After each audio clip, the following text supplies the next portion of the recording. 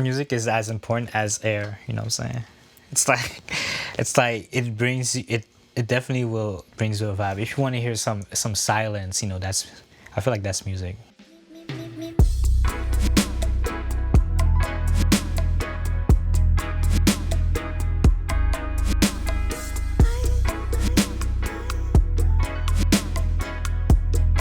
Music's important. I don't know what else to say.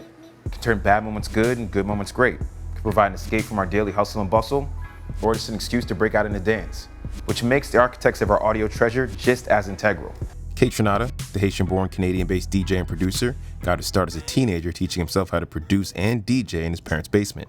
Putting his love for music first, he's created his own lane and a life for himself, allowing him to take his art from Quebec to around the world. So you originally come from Montreal? Actually, no. You originally come from Haiti and you moved to Montreal. Well, I was born in Haiti and then I moved 3 months later in Montreal. So I pretty much am a Montreal kid. So, yeah. Like you grew up there and that's where you first started to play around with music. But before you started experimenting on your own, can you remember like your earliest musical experiences, whether it was like hearing something or dancing to something or buying something? Well, the earliest memory I have is my dad was around and playing music constantly. Pretty much he had like this amplifier, all those CDs changers and tape cassettes, and he played a lot of Bob Marley and Michael Jackson and a lot of compas, which is Haitian music that was really around us, and I was like pretty much absorbing it. And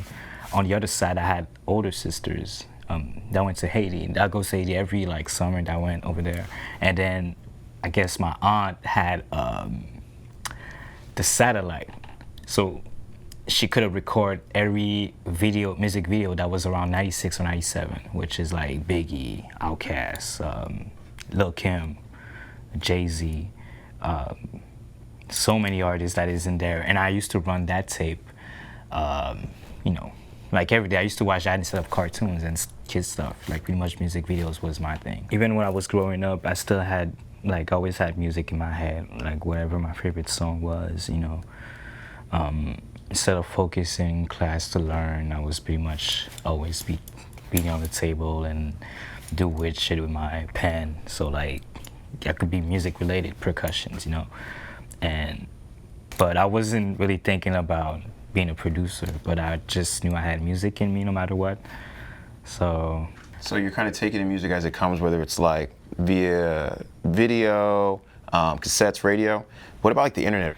The internet, I guess it was more like my sisters that was using them. I didn't know how to use the computers at the time till I was like 9 or something. But they were downloading so much music. They had like I guess Kaza, LimeWire, all those stuff. They were downloading like those Jay-Z songs that were playing in heavy rotation. So it's pretty much hip hop was always in the background. Developing an early connection with music, Kaytra and his younger brother, Lou Phelps, took their first stabs at making their own art in their family basement. I remember me and my brother was just recording like vocals, like, pretend that to rap in English, just saying like flows, like pretty much like mimicking like rappers. Like we could take the 50 Cent Kenny Shop instrumental and then we would rap on it and then be like and we were doing that since we were like 8, 12, since 12 years old, recording off the sound recorder that was in the Windows computers at the time. So and then my brother introduced me to, I guess my cousin introduced me to virtual DJ. That was like just this software. Yeah. And then just because of the fact that we could scratch records like a turntable, I was like, okay, I fell on it and I studied it. Like in a month, I was like pretty much a professional on it. The way K made beats before, he got virtual DJ and he took drum loops and looped them with like some samples or like of like jazz, and then that's how it was. But then he downloaded Fruity Loops because he heard about he could make beats and whatever. And then he didn't know how to use it. Like he knows there's sounds or whatever, but he didn't know like the piano roll and like the tracking and all that. And then I just showed him like it's that simple. you could do this and that and whatever. And then he didn't stop. Like, he didn't stop, literally didn't stop. Inspired by the likes of Ninth Wonder, the Neptunes, A Tribe Called Quest, and more, Kaytra developed his own style. He soon began to share his creations among online communities. I think there's a point where you're making it, and I think everyone makes their stuff, they want it to be seen or heard no matter what it is, but you have to take that risk, and it is a risk to like put yourself out there. Right. At what point were you like, all right, I've been kind of making this stuff, I don't know if it's even good or bad, I'm just gonna put it out there?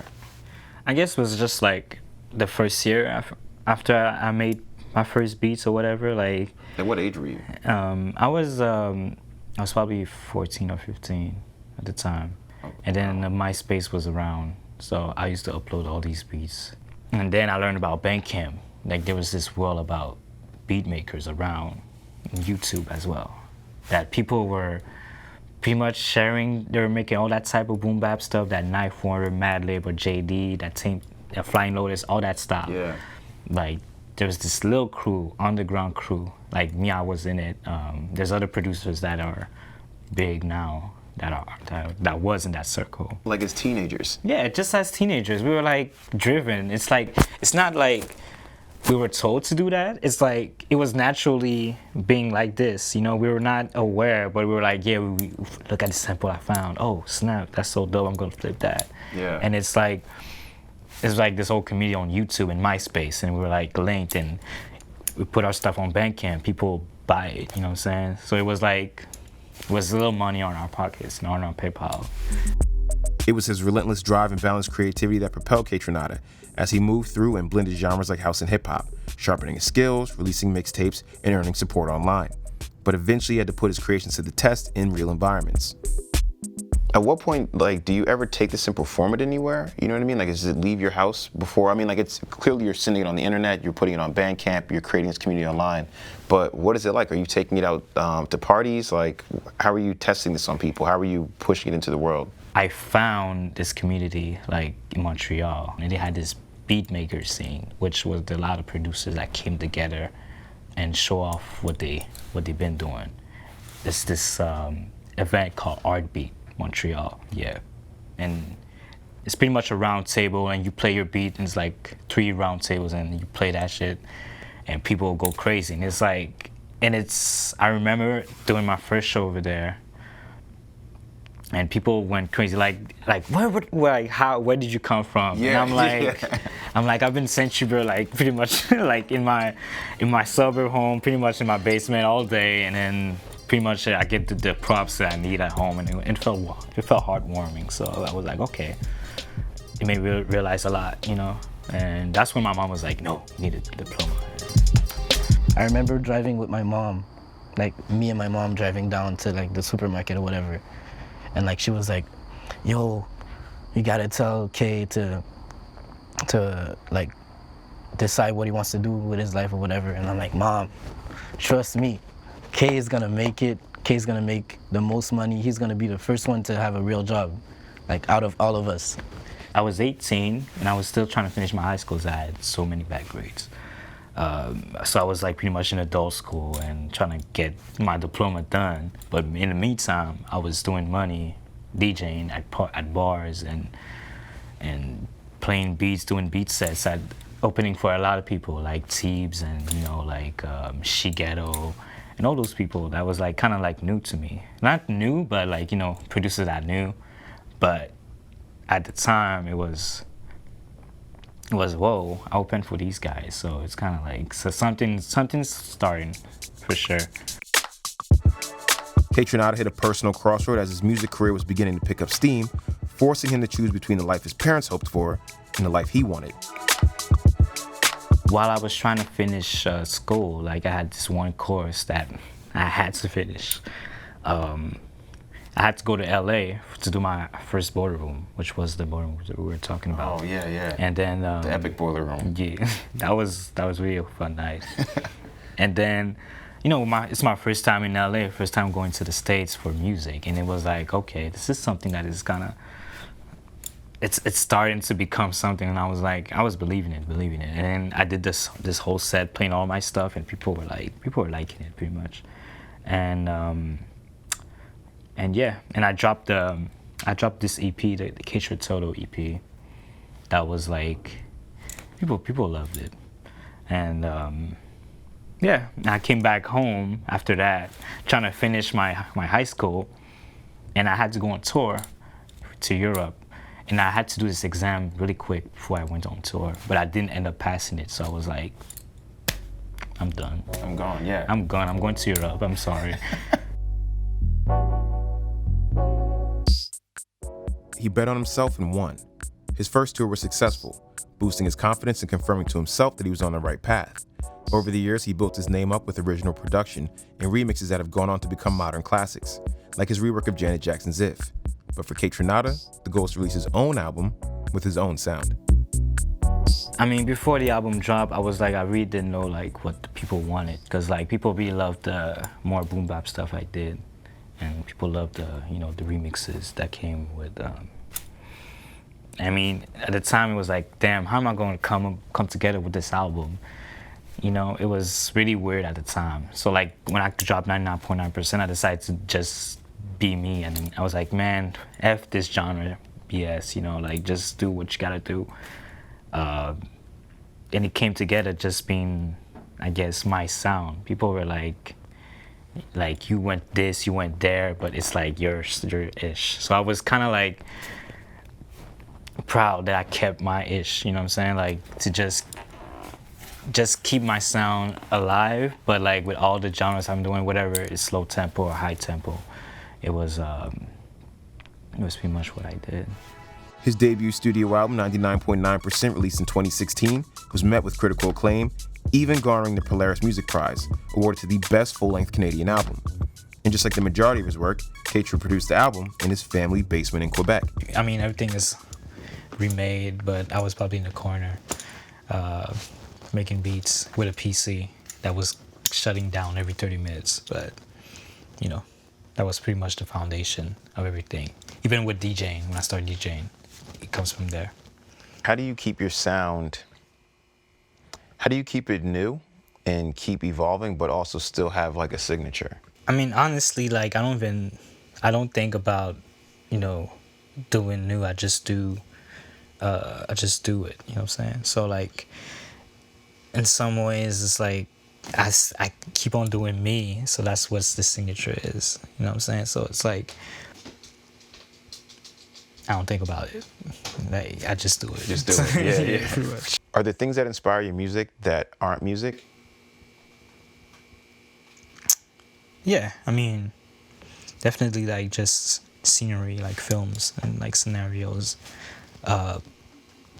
would definitely like lead me in a way to like just create something that is like that I had in mind, visually, and then I'll be like, okay, what does that sound? No, that would sound. I don't know. I wonder how it would sound, and then I end up making that beat, and it would probably not sound like how it is. It would probably be something else, like it went totally left, but it's something original.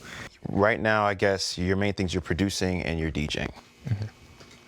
Do you have aspirations to do other things musically, be it like score a television show or a film or even commercial jingles? Do you have aspirations for your music to go those places or to make things for those different mediums?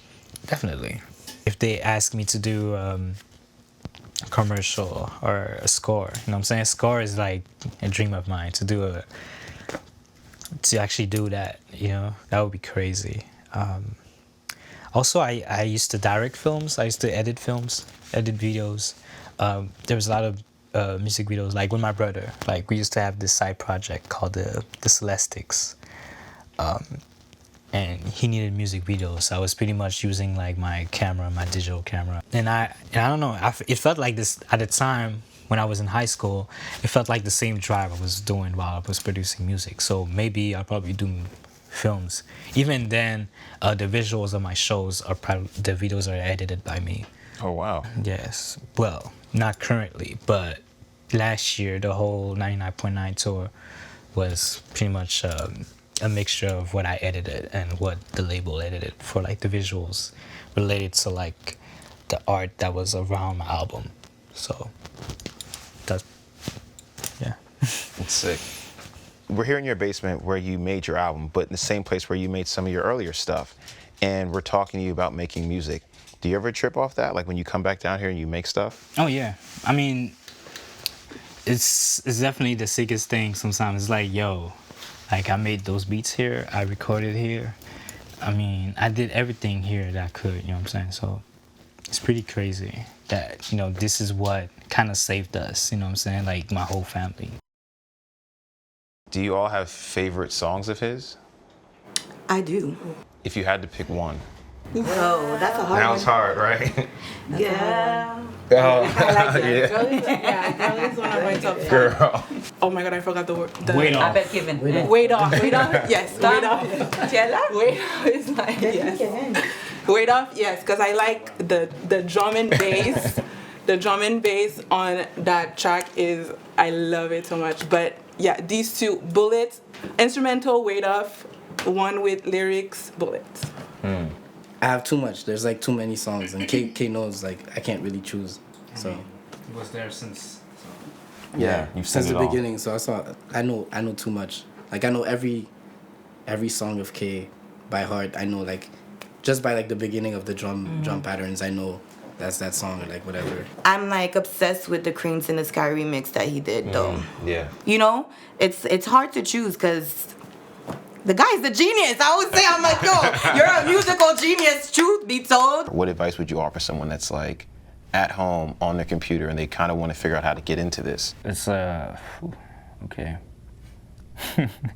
I really hope like, you know, like really if you feel like you're doing your thing, like don't let nobody talk down on you, you know what I'm saying? Like if you feel driven like in your heart or whatever, like, and if you love what you do more than anything else, man, just go for it. No matter what it is, you know, whether it's music, whether it's acting or playing basketball, you know what I'm saying? Like, it's pretty much that. Like, deep down in your heart, you know what you want. You know what I'm saying? Like, you have to be able to take risk at life, and that's kind of what I did because I was like, do or die. You know what I'm saying? Like, I didn't know what else I would be if I was not in music. I didn't know what I would be. You know what I'm saying? Like would I, you know, be a doctor? I don't know if I want to be a doctor. You feel me?